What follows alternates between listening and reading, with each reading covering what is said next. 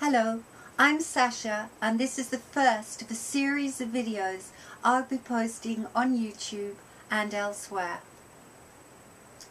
The majority of people who choose to undergo refractive eye surgery are satisfied with the results, but unfortunately thousands more suffer adverse results and serious complications, including blindness. Being short-sighted from the age of 14, I'd always worn glasses.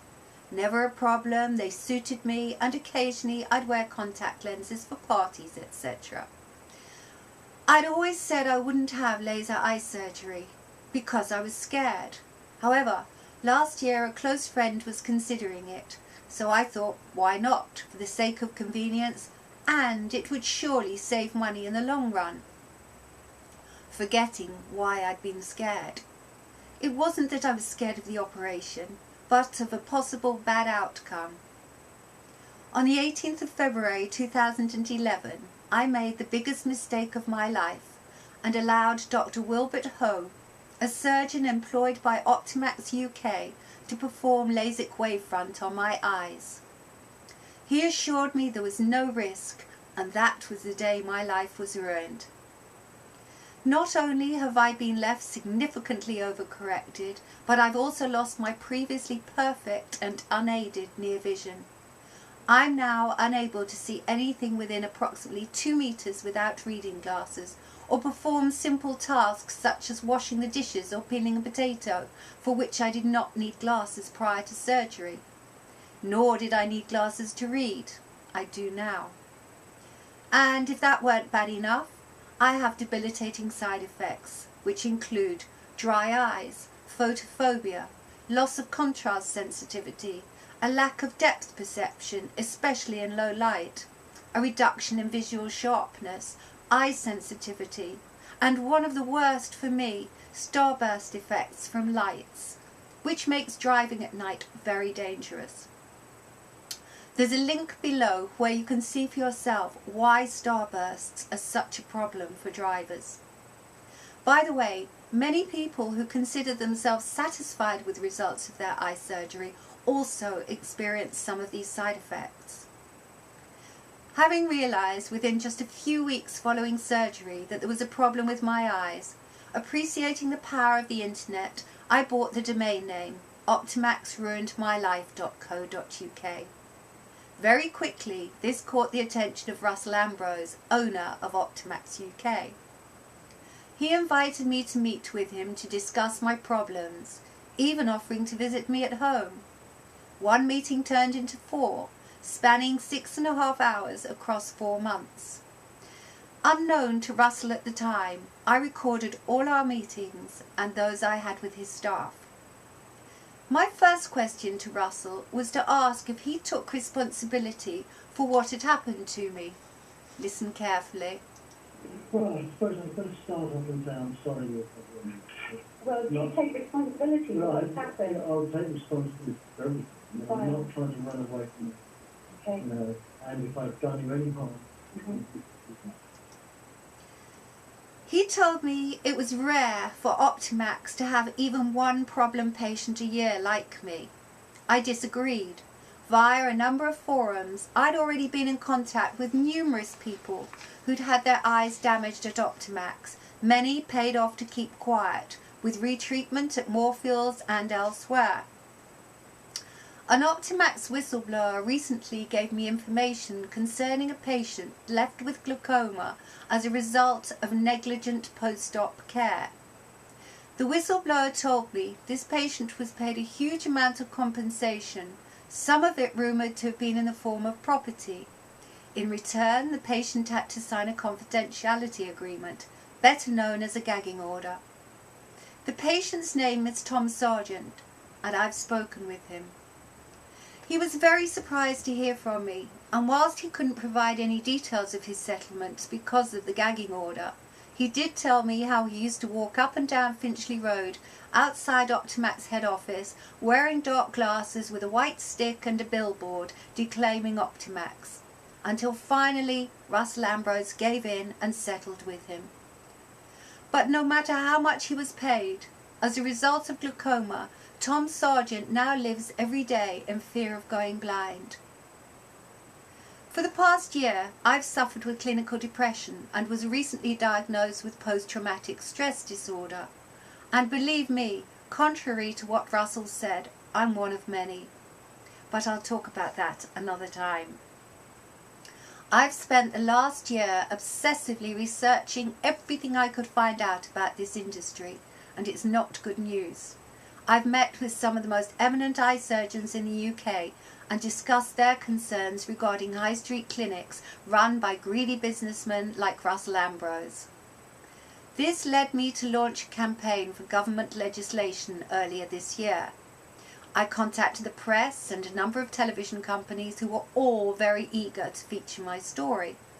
This resulted in countless phone calls and emails discussing interviews and prospective publication dates. In the midst of this, my computer was hacked and all research data and emails relating to Optimax emptied of text. I'd already given an exclusive interview with a photo shoot to the Sunday Express. Scheduled for publication, it was then postponed 4 weeks running and eventually dropped without any explanation. I was at a total loss to understand why. Then, every other press and media contact I talked with, whose details were on my computer, also gave an excuse why they were no longer interested. So I contacted someone I knew at BBC London News. The next day they filmed an interview with me. I posted that interview here on YouTube, where it got to the top of the Optimax listings within just a few days. However, last week it was removed because of a copyright claim by the BBC. This surprised me, as it was BBC London News who gave me the video, knowing I intended to post it on the net. Odd then that I was singled out from amongst 17,000 BBC London News clips.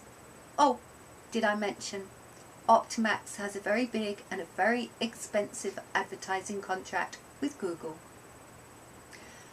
A few weeks ago, Russell Ambrose's solicitor sent this letter to my solicitor. Kamaljit Bansal, his solicitor, claimed that I had sent her client, and I quote, regular emails demanding extortionate sums of money and making threats to ruin his business if this was not paid. The following snippet is from my second meeting with Russell Ambrose.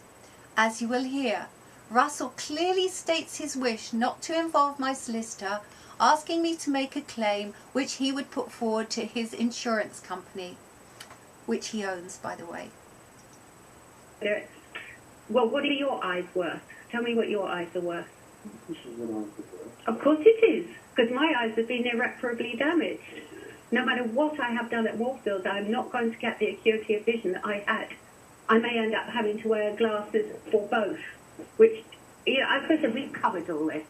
So I'm asking you, what are your eyes worth? Well, look, I have an insurance company that does this, and, you know, you should make a claim. Then if I make a claim, it needs to go through my lawyer. You told me you didn't want to use my lawyer, Well, which is why I'm here on my own. well, I'm happy to put forward a claim on your behalf, no choice. Right, well, you tell me what you think my eyes are worth. What are your eyes worth, Mr. Ambrose? I'm asking you this, just as a human being. What are your eyes worth? Exactly. They're priceless. Thank you. So you've already admitted liability. Now it has to be decided. You admitted liability at our last meeting. What do you mean? I asked you if you took responsibility and held yourself liable, and you said yes, most definitely. I hold myself responsible. Of course I do. Right, so you have admitted it. I'm not saying Then in that case, if you're taking that fact, then we do need to use lawyers, because if you don't admit the liability, your insurance company is hardly going to pay me. The liability has to be accepted before the insurance company will step in, or if it goes into litigation and then we deal with lawyers. You have to make your mind up which way you want to go with it. I think this proves that Russell's accusations of libel and extortion are untrue and without merit. Kamaljeet Bansal also stated that over the months I'd been in contact with the media and, I quote, made many libelous statements, but Russell Ambrose, and I quote, had refuted the comments, hence no stories have appeared in the press. Finally I knew why the media had gone cold on me. As Miss Bansal was present at my last meeting with Russell Ambrose in August 2011, she knowingly wrote lies on behalf of her employer. I have therefore instructed my solicitor to find out whether she is in violation of legal ethics. She also writes that a barrister advised Russell Ambrose to make a complaint to the police, reporting me for making extortion demands and take out an injunction for libel. Having said that, Ms. Bansal goes on to say, Russell would prefer to pay me a sum of money to avoid the costs of such an action. The sum of money was a £20,000 without prejudice offer, on condition that I close my Twitter account, Optimax Ruined My Life website and associated email addresses, and that I don't communicate with any Optimax patients. There were other demands, including the, I quote, insertion of a confidentiality clause in the settlement agreement. That's the gagging order. Obviously, I turned it down. By the way, Russell, a call to the police is a lot cheaper than paying me £20,000. Meanwhile, contrary to Russell's claim to the press that my eyes are merely overcorrected, a recent consultation with an eminent surgeon found other more serious problems with my eyes. I am now facing the possibility of 4 separate operations to restore any reasonable vision, but I'll be left with debilitating side effects for the rest of my life. Please visit the following links for more information, and I look forward to telling you more soon.